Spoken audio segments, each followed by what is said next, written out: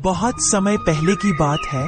रामपुर नाम के एक छोटे से गांव में दो भाई रहते थे, रामू और श्यामू। रामू बहुत अमीर था और वह अपनी पत्नी और बच्चे के साथ रहता था। वहीं दूसरी ओर श्यामू अपनी पत्नी और बच्चे के साथ रहता था। वह बहुत ही गरीब था। उसके पास न ढंग का घर था, न पहनने के अच्छे कपड़े और न ही पेट भर खाने को कुछ मिलता था। बेचारा श्यामू दिन भर कड़ी मेहनत करता था। सुबह से लेकर शाम तक वह अपने खेतों में पसीना बहाता। धूप, बारिश, सर्दी, कोई भी मौसम उसकी मेहनत को रोक नहीं पाता था।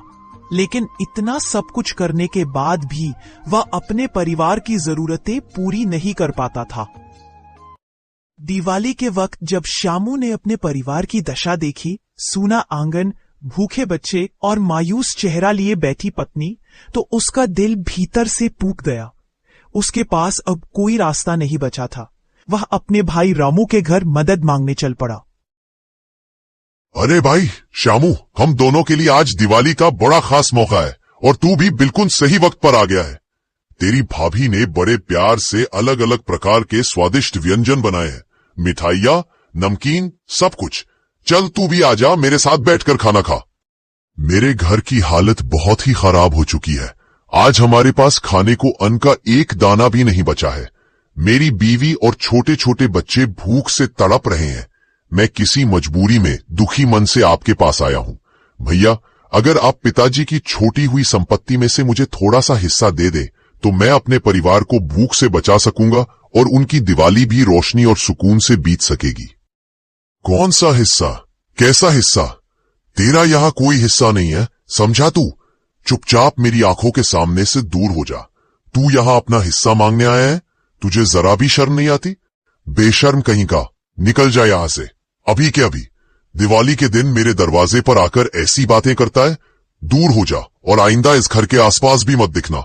बेचारा टूटे दिल के साथ बिना कुछ कहे लौट जाता है। श्यामू जंगल की ओर चला जाता है और वहां उसे एक बुजुर्ग औरत लकड़ी के कत्थर के साथ दिखाई देती है। फिर वो सोचता है कि अगर मैं इस बूढ़ी औरत की मदद कर दूंगा तो बदले में मुझे कुछ पैसे मिल जाएंगे और मैं अपने परिवार की भूख मिटा सकता हूं। फिर वह बूढ़ी औरत के पास उसकी मदद करने के लिए चला जाता है। अरे बेटा, क्या तुम मेरी मदद कर सकते हो? इस जंगल से मेरे घर तक इस लकड़ी के गट्ठर को पहुंचाने में मेरी हालत बहुत खराब हो गई है। मैं बहुत बूढ़ी हो गई हूं और अब मुझसे ये लकड़ी का भारी गट्ठर नहीं उठाया जाता। बेटा, तुम मेरी मदद कर दो, भगवान तुम्हारा भला करेगा। ठीक है अम्मा, मैं आपकी मदद कर देता हूं। फिर बेचारा श्यामू उस बूढ़ी औरत के लकड़ी ये गट्ठर को जंगल से उसके घर तक पहुंचा देता है। ठीक है बेटा, तुम इस लकड़ी के गट्ठर को यहीं रख दो। तुम इतने चिंतित क्यों लग रहे हो? अगर तुम्हें कोई परेशानी है तो मुझे बताओ। मैं बहुत दुखी हूं अम्मा। मेरे घर में खाने के लिए कुछ भी नहीं है। मेरी पत्नी और बच्चे भूखे हैं और मेरे पास इतनी पैसे भी नहीं है कि मैं उनके लिए कुछ ला सकूं। ये लो बेटा, ये मिठाई जो केसर से बनी हुई है। जब तुम आगे सीधे जंगल में जाओगे तो तुम्हें 3 पेड़ मिलेंगे और उसके बाद एक गुफा दिखाई देगी। उसी गुफा में एक बौना रहता है जिसे ये मिठाई बहुत पसंद है। तुम उसे ये मिठाई दे देना और बदले में उससे जादुई चक्की मांग लेना। वो चक्की ऐसी है कि तुम्हारी सारी मुसीबतें और परेशानियां दूर हो जाएंगी। ठीक है अम्मा, आपका बहुत बहुत धन्यवाद। आपका ये एहसान मैं कभी नहीं भूलूंगा।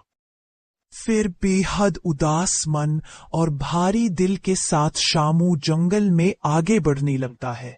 हर कदम जैसे उसके दुख को और गहरा कर देता है। फिर श्यामू को वही संकेत दिखाई देते हैं जिनके बारे में उस बूढ़ी अम्मा ने उसे बताया था। वह उन संकेतों को देखकर आगे बढ़ जाता है और थोड़ी दूर जाने पर उसे एक गुफा दिखाई देती है। बिना देर किए वह धीरे धीरे उस गुफा के अंदर चला जाता है। फिर उस गुफा में उसे वही बौना दिखाई देता है जिसके बारे में अम्मा ने उसे बताया था। अरे वाह, ये मिठाई तो मुझे दे दो। मुझे ये मिठाई बहुत पसंद है। इसके बदले तुम्हें मुझसे जो चाहिए वो ले लो, लेकिन बस ये मिठाई मुझे दे दो।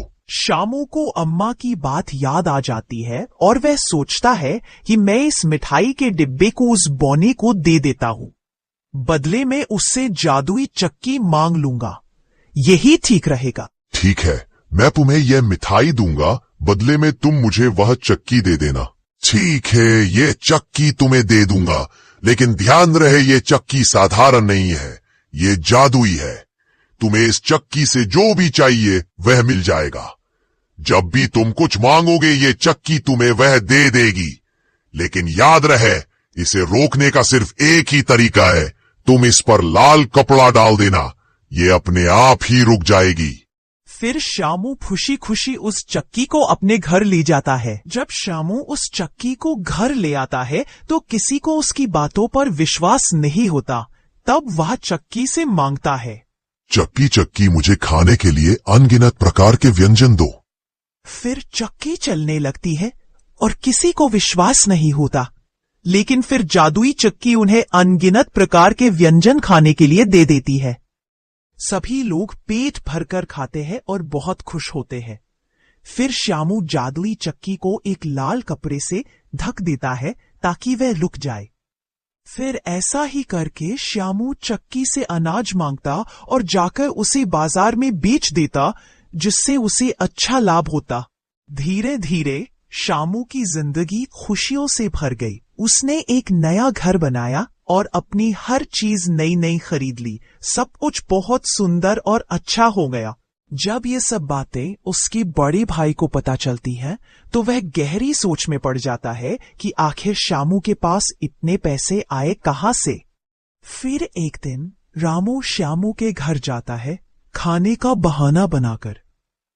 फिर रामू अपने घर ना जाकर श्यामू के घर की खिड़की से अंदर झांकता है।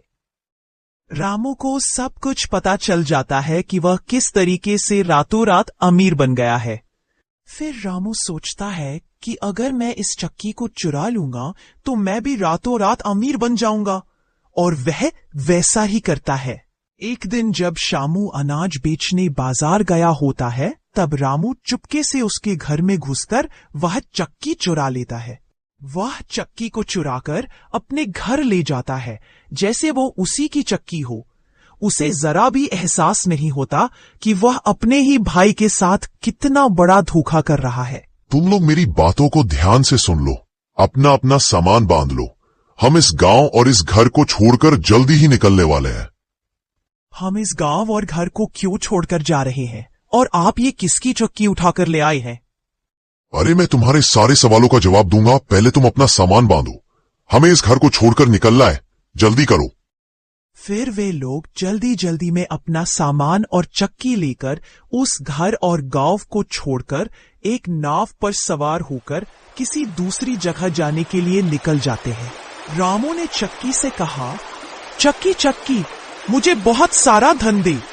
और देखते ही देखते चक्की ने उसे ढेर सारा धन, सोना, चांदी और हीरे जवाहरात से उसकी पूरी नाव को भर डाला। रामू ने चक्की को रोकने की बहुत कोशिश की, लेकिन चक्की तो चलती ही चली गई और नाव धीरे धीरे पूरी तरह से पानी में डूब गई। इस प्रकार रामू के लालच के कारण उसकी और उसके परिवार की जान चली गई।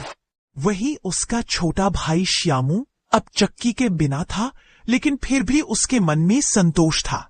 वह अब इतना सक्षम हो चुका था कि अपने परिवार का पेट पाल सके।